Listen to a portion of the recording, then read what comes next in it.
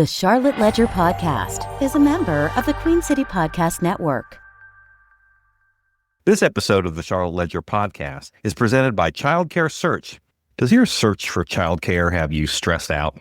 There's a lot to consider, like quality, price, location, schedule, and more. At Childcare Search, a service of Childcare Resources, Inc., our knowledgeable navigators can help you find licensed care that fits your family's needs. Visit www.findchildcarenc.org or call 1-888-600-1685 for free personalized guidance. Hey, it's Tony Mecia with the Charlotte Ledger, and you're listening to the Charlotte Ledger Podcast. You can find out more about the Charlotte Ledger at thecharlotteledger.com. Today, I'm talking with Mary Ware. She's the managing partner and senior wealth advisor with Carnegie Private Wealth in Charlotte.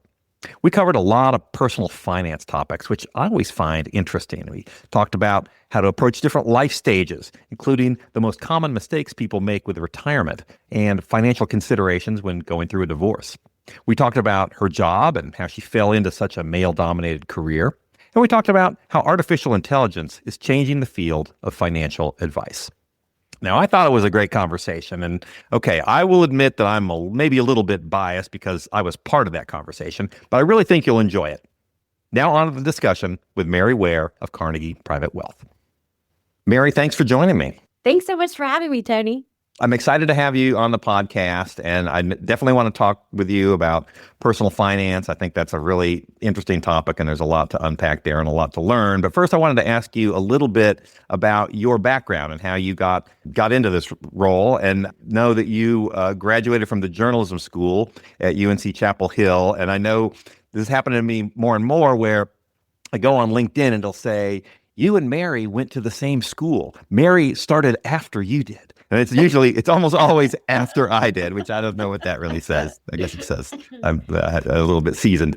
But I'd like to talk a little bit about that. So how you evolved from the journalism school at UNC. I understand you wanted to be the next Katie Couric. What happened to that dream?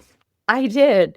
Well, first off, I'm born and raised in Charlotte, so very proud to be a native Charlottean, and attended East Mac for high school and did some internships through CMS at various television stations, and really love the idea of doing interviews and being in the broadcast field. But after more internships and really in the journalism school, I realized that might not be the path, but I was already down it and really liked what I was learning about succinct communication and trying to navigate all of that in a way. And I still use it a lot, I will say, what I picked up there from that school. But I came back to Charlotte and was sort of unsure of my path.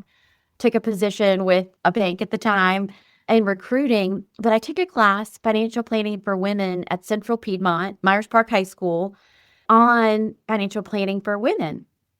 And everybody goes around the first night and shares why they're there. One lady shared that her husband died and she was learning how to write checks for the first time. Another lady shared that she had things joint with a partner and he moved on, and so did their joint money. And so she was navigating that. And I didn't know what to do with my 401k plan. That was my why. But even though I grew up middle class, I did not have the foundational personal finance knowledge, and was frankly blown away that, the power of compounding and doing things early, and just how truly impactful understanding financial planning and being really versed in investing can be in your overall life. And so the gentleman that taught the class met one-on-one with everybody, and he said, hey, you seem to really like this. Because I was just taking voracious notes and was just, truly in awe of all of it. And he said, you should be an advisor. This is a great profession. And I was like, well, that's really nice of you to say, but I don't really even know how to get started. But because I worked for the bank, I took a different role trying to do just sort of basic account opening, and then was fortunate enough 2 years after that class to be a part of a training program that the bank started to try to give more people an opportunity to enter the business, because the barriers of entry are pretty high. Yeah. So, what was that like? It sounds like a light bulb kind of went off in your head and you're like, wow, this is amazing. What was that experience like for you about you sort of realizing that there was this field that you hadn't really thought about? Well, For me, it was just understanding that aside from your health, your overall physical health, there's nothing that people worry about more, right? As far as just their financial stability and financial future. And, while it might seem daunting to really get a mastery of that, it's not, frankly. And the thing that I love about being an advisor is it's such a blend of so many different professions, right? I mean, it's teaching, it's communicating in a way that makes sense to people. It's the financial acumen and the finance concepts are absolutely important. And the investment management side is interesting. But ultimately, for me, the aha was this is something that people really trips people up in life. And I'm super interested in it. I'm really passionate about sharing what I've learned. And so to be able to make a career out of it and do it all day, every day, helping more families get comfortable and frankly, more women get a mastery of something that, they might not feel confident in is what's really drawn me in and kept me going for almost 20 years. So what did you have to do to learn how to do that? Because it sounded like you kind of came into it, didn't know anything about it, and you had someone say, listen, even though you don't know anything about this, you could tell people what to do. This is one of those roles where you're never going to know all that you need to know, right? But really, I started off just getting a Series 7, which was like a basic securities license, life and health insurance, just some basic licensure that's required to practice or to give advice around investments. But really quickly, Tony realized that's not enough, right? And so I did a certified financial planner program at UNC Charlotte at the time, which was a 9-month, 2 nights a week deal where you're doing a deep dive into estate planning, insurance planning, retirement planning, investments, core foundational literacy.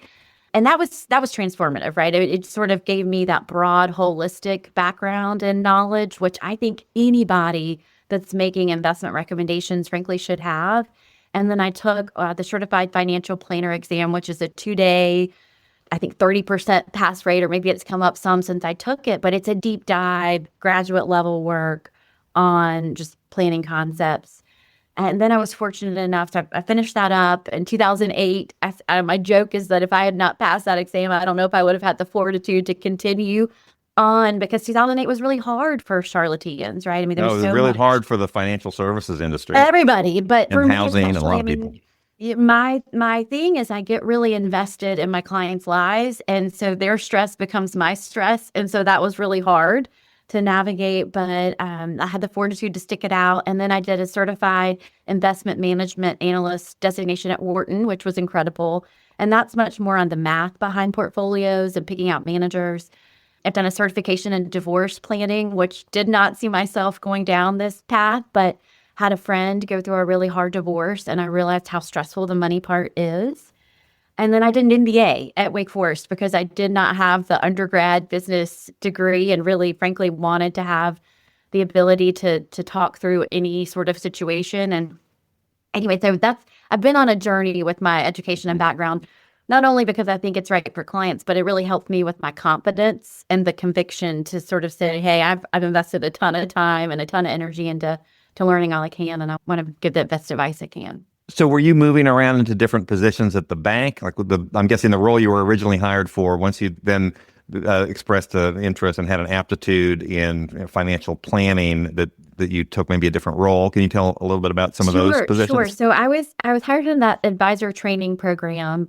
I had a spot in a bank branch where I was meeting with clients, and then had an opportunity to join a private bank team, which was working with clients that were a little more complex and complicated. And so I moved into that in 2009. And when I was with the bank, stayed in that same position or role as an advisor until 2023, when we left and started Carnegie Private Wealth. Got it. And so when you size up financial situations, how does a financial advisor do that versus someone who maybe just sort of reads a little bit about it or is sort of self-taught? What sort of, tell me a little bit about what that's like. Sure. So the process that we ask really anybody that has an investment relationship with us to go through is pretty extensive. So I spend, anywhere from 60 to 90 minutes going on a deep dive into value discovery. So asking people to really prioritize what's important in their life, whether that's I don't want to be a burden on my family, or I really want retirement to look like X, Y, and Z, but really diving deeply into what is it all for? What are you worried about? What are your goals? Like, how do we really uncover what you value? Because in my view, without that information, you really can't make, I think, solid recommendations on how to carve that path forward, because it looks different for everybody. And so, we have that values conversation.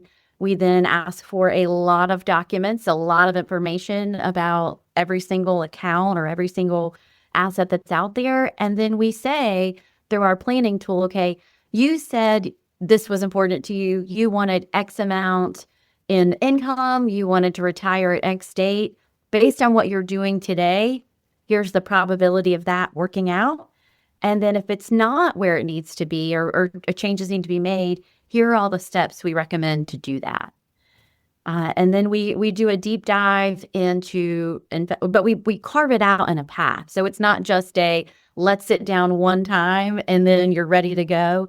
If you want to engage or be part of or have a relationship with our firm, it's that deep values conversation. It's a planning meeting. It's an investment meeting. It's an estate planning meeting. It's a lot of meetings, but we've found over time that really, creates confidence and strength in every sort of area, because they are all deeply related. In other words, you can have the best investment plan in the world, but if you don't have a will or you don't have an estate plan that sort of makes all of that flow correctly, it's not going to work. Yeah, it seems like there's a lot of basic, some basic blocking and tackling and checklists on the one hand, but on the other hand, it's like you're saying, you want to make sure you understand, what the client's goals are and where they're trying to get to and what their appetite for risk is and what the kind of expenses they have and what their future is going to look like to help map that out, right? But and I will say 99% of the clients that hire us are absolutely intelligent enough to make portfolio decisions. In other words, they could put some, prompts in ChatGPT and come out with a great allocation. They hire us, frankly, for the expertise, for the organization, for the accountability, and sort of to have that person that they know that they've got, that's making sure that all their I's are dotted and their T's are crossed. They want someone to own that area and know that they get to make one phone call. And, we're not preparing tax returns. We're not drafting estate documents, but we're going to make sure that you've got the right professionals doing that and that it's all coordinated. That seems like that makes some sense that someone has ownership of it. I mean, there's a lot that we can do for ourselves nowadays, but is it a good idea to try to do all of it yourself? Maybe not, Maybe not. Not if your most valuable asset is your time. Right. Not if, your time starved. And that's where I think we got a lot of value. All right. And you mentioned this. I just want to talk about this a little bit. The field, that you're in, being a financial advisor, it tends to be a male-dominated field. And I'd like to get your thoughts on sort of why that is, and is any of that changing? Well, I hope it's going to change. I mean, that's certainly something that I personally feel called to move the needle on. But I've been doing it almost 20 years. It's we've been stuck at like 30% of advisors are female, and I think some of that, there's a couple of things. One is I think that the barrier to entry in this profession is really high. In other words, women don't ultimately like the idea of having to call their friends and family and sort of scrape together a book of business. That can feel intimidating sometimes. So I think, trying to, as an industry, add more entry points, whether that's, at Carnegie, we frankly decided we want to train up the next generation of advisors rather than trying to recruit from people that are already doing it. And so trying to create a career path for people to enter as maybe a service person and then become an associate wealth advisor and then eventually become an advisor. But I think the barrier to entries are high. I think we have to do better on that. I think sometimes you have to see it to be it. Frankly, I think we need to have more female wealth advisors like myself going into business schools or journalism schools, frankly, and telling people like, hey, all of these concepts you can learn. Do you deeply care about people? Do you want to, spend time constantly learning and growing? But the foundational skills are there. I think it's just more people need to know about it. I feel like a lot of business schools are emphasizing accounting and investment banking. And I think just continuing to carry that message that while finance is our tool and our toolkit, this business truly is about relationships and about that wanting to help people. I think so many female-dominated professions like education and healthcare, that's the focus, that's the hook, right? It's like we're helping people, we're making a difference. Well, in this role as a wealth advisor, you're doing that too. We'll be right back to the conversation. This episode of the Charlotte Ledger podcast is presented by Child Care Search, helping families navigate childcare with confidence. I know that one of the other things that you've become interested in, that you're a certified divorce financial analyst. What does that mean exactly? And what sort of circumstances are you dealing with, and what kind of challenges are there? Sure. So the divorce financial analyst is a deep dive into, really all the financial decision points that people navigate when they're going through a divorce. And again, I'm happily married, so I wasn't sure this was an area that I really wanted to focus on. But what I found is that is such a difficult life transition for people. A lot of times people seek advisors when they're going through a transition. So they have a job change, they have a new baby, they have, a diagnosis that they're dealing with. That's usually when something triggers them to say, hey, I really want someone to help. I really want someone to be a guide in my financial life. But the divorce one, every area of your life changes. And so it's to me, it's like how can we take the financial piece and make it less scary? How can we really clarify what you need to be financially secure and what's needed to help your family be financially secure? And I'm big on going to and through. In other words, I want to be some advisors will be a neutral, and they won't, they may say, okay, well, I'm going to, and thankfully I've not had to make this decision where I had a couple that I was working with before come and say, we're divorcing, what do we do? But for me, I've sort of said, I don't really want to be a neutral. I want to be an advocate and a coach and sort of say, yes, sure, you're separated. Okay, here's the things you need to be thinking about, and then trying to figure out the best way to navigate the new normal, and then get them to a place where they're confident and they feel like they've got all their I's dotted and their T's crossed on the other end. Are there any common mistakes that people make when they're going through a divorce that maybe that you're seeing that you're like, hey, look, don't do that. If this is you, just try to keep mindful of X, Y, and Z. You got it. The house. I think so many, especially women, we want to keep the house because we feel like that's stability for kids. They're already going through a change where they're going to have to change their school bus stop. They're going to change their address. Like that just feels like too much.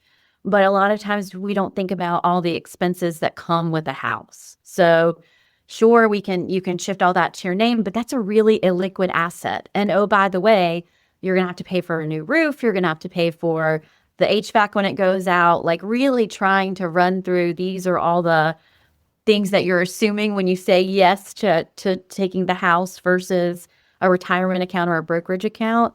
And sometimes that's okay. They have enough and they're fine with it. But I just want to make sure that they have thought through all the different what ifs that can happen by saying yes to the house, because you don't want to add one more element of change.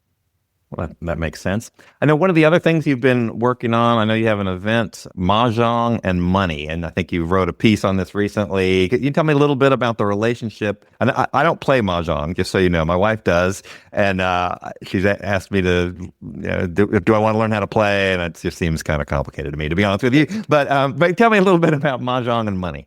Tony, don't give up yet. I mean, I really think this is a game that I certainly know a fair amount of men that do play based on their wife's urging. But for me, how I got started with Mahjong was just trying to find a hobby that was just me, that was something that I enjoyed, that wasn't work related, that would use my brain, and that would just sort of carve out some time for fun. But what I found is there's a lot of parallels between financial planning and this game. It's like being okay with uncertainty and, finding comfort in the different possibilities. It's acting carefully with limited resources. It's adapting to changing conditions, right? The game changes every single year. So how do we adapt? That's one thing in financial planning. It's constantly changing. The tax code's changing. Markets are moving. How do we adapt? How do we sort of make a plan forward in whatever lane that we're in? And for me, Tony, it's trying to make this I mean, dare I say it, fun, right? Like I want financial planning to feel approachable and not something that people really have to ick and avoid doing, right? I think that, we ask for a lot of time on the front end, but once you invest the time in gathering all your information and you get through our process, it really starts to, I think, become fun for people. It's to sort of check off these goals and really see their progress moving forward. And life happens, right? I mean, we are all part of the human experience, and we're going to go through good times and bad times, but to have a steady person that's there for the ride and is going to say, yes, you're dealing with that, and oh my gosh, it's so hard and I hate it for you, but you're not alone, and we're going to figure a way out. And that's Yeah, I mean, it seems to me like it is kind of a game. Hopefully you're playing the long game, and I'm guessing a lot of people will come to you and say, okay, what's the stock tip? How can I think the market's going up. I want to put all my money in. And then you're probably like, hey, wait a minute. If you're 40 years old, you're not retiring for 30 years. Maybe you should be aggressive, but maybe not too aggressive. What's that hand holding like? It's all about your own context, right? And so we're big on buckets here at Carnegie. So in other words, if you've got a Roth IRA, like that is the best thing to pass to the next generation. We want you to be as aggressive as possible in that bucket, but maybe not with your taxable brokerage that we're going to use to pay for your daughter's wedding in a year. So it's getting that clarity on what each bucket is supposed to be doing and when, that gives people the ability to know and to have that, context to make good decisions. And are you seeing any trends nowadays or any specific challenges to this time as we're talking in 2026, or things that keep coming up that haven't come up before? I mean, what are some of the current things? Or if you go to conferences of financial advisors, I mean, what is everybody talking about? What's the new thing? So obviously AI dominates all the headlines and, and workshops. We're trying to use AI to make us better and faster and to sort of streamline our communication. And I mean, I look at it as a tool, and I really think folks in my industry, or could it replace an advisor for, a 20-something do-it-yourselfer? Maybe.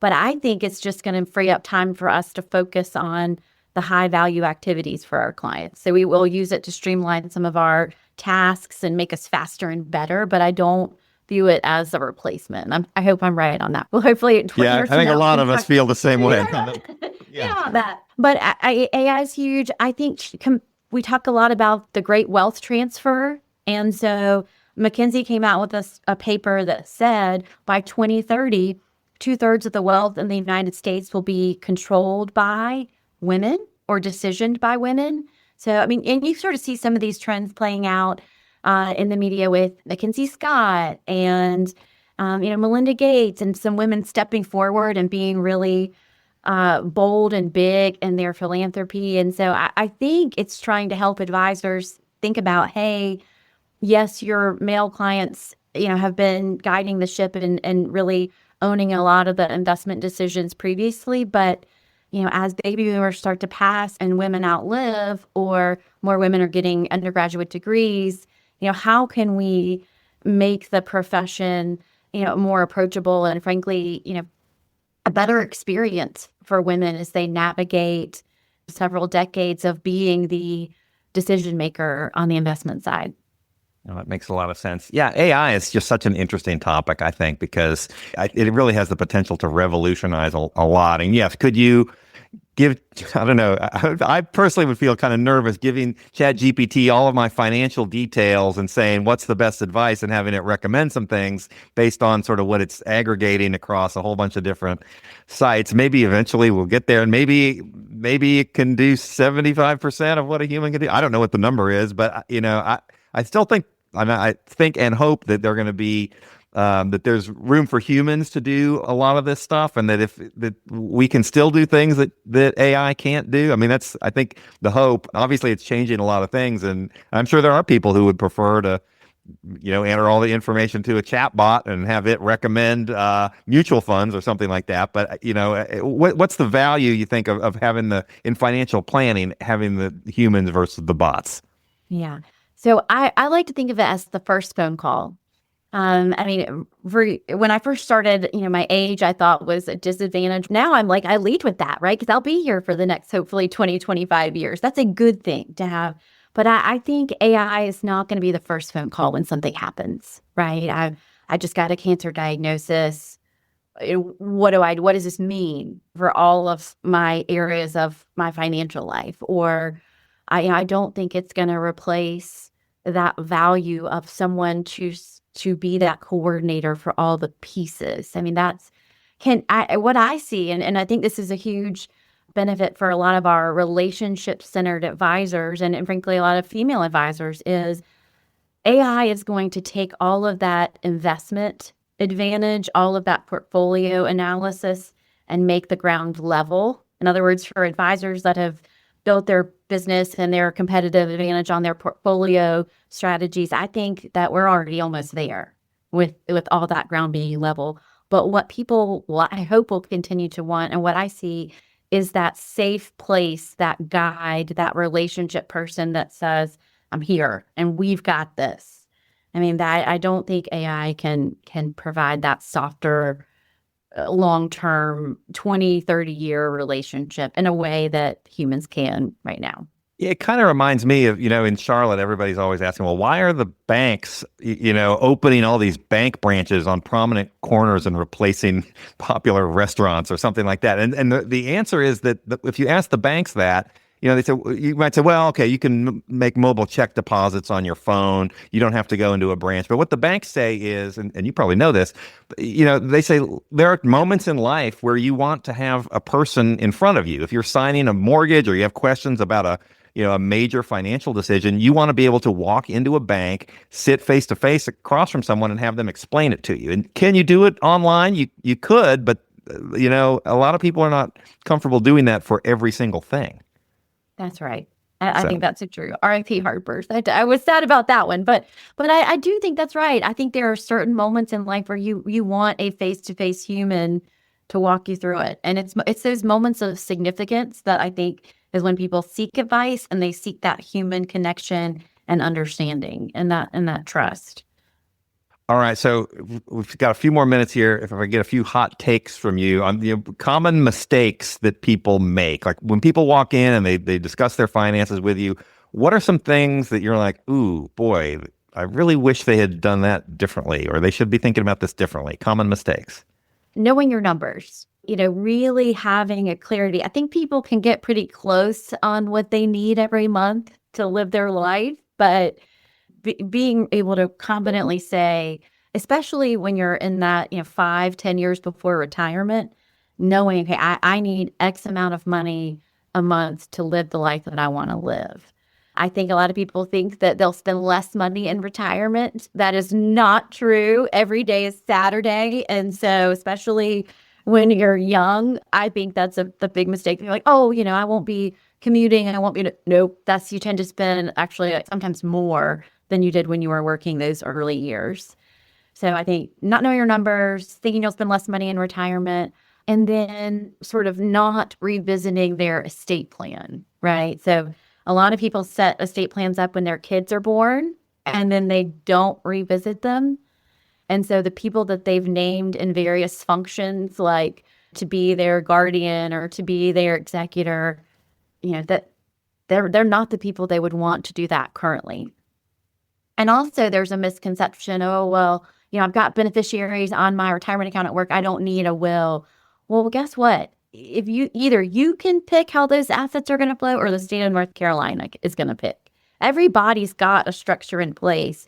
It's just who's making the decision on that structure. And most people, if you ask them, don't want the state determining how their assets flow.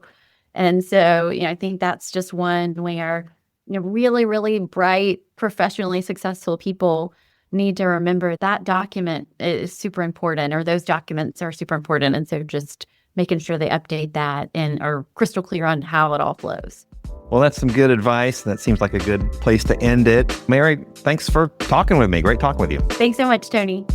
That's it for today. To our listeners, thank you for listening. You can find out more about the Charlotte Ledger at thecharlotteledger.com. This episode of the Charlotte Ledger podcast was produced by Lindsay Banks. This episode of the Charlotte Ledger podcast was presented by Child Care Search, providing families with personalized guidance and free referrals for quality child care programs. QueenCityPodcastNetwork.com.